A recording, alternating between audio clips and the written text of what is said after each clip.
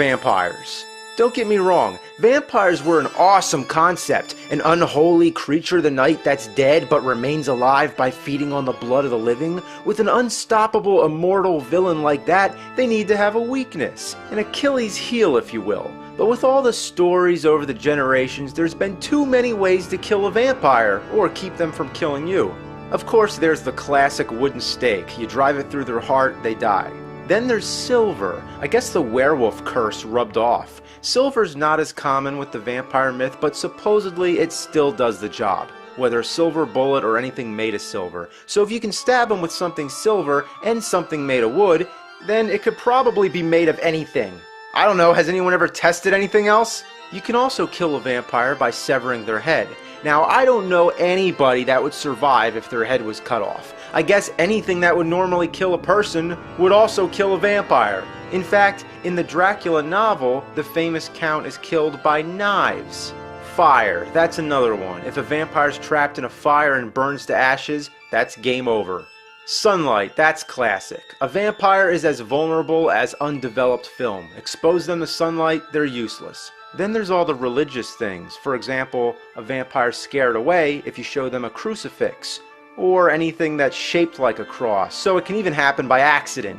Holy water. Just because water's been blessed by a priest, they can't touch it. It burns them.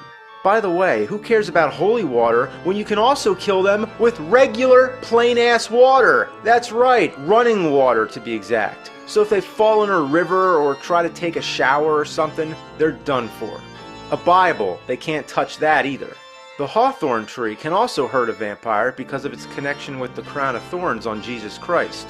So that's the religious stuff. Of course a vampire is an unholy being, so he's fended off by holy things. That makes sense at least. But where did the whole garlic thing come from? If you put garlic around your house, consider yourself safe. Vampires won't go near it.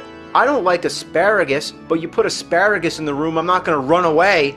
Wolfbane. Another thing that should be reserved for the werewolf. That's what wolfbane means. It's a werewolf repellent. But no, it keeps vampires away too.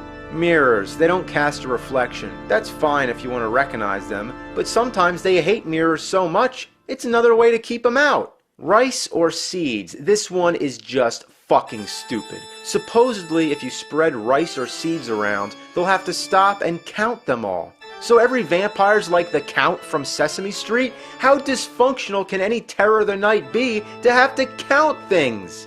Also, they have to sleep in their own native soil. That comes from the myth about them having to return to their own grave at night. So they can't travel far unless they have their coffin with them, filled with dirt. That's great. Want to load up your house with garlic, crucifixes, and wolfbane to keep out vampires? Not necessary. Just don't invite them in. That's right, a vampire can't enter your home unless you invite them! Is this supposed to be a blood-sucking horror or a cock-sucking pussy? If vampires were real, I wouldn't even be scared. I'd feel sorry for them. They can't go out in the day, they have to drink blood, they're killed by water and sunlight, two things that are as common could be, and they have to sleep in a coffin filled with dirt. Might as well be filled with bullshit!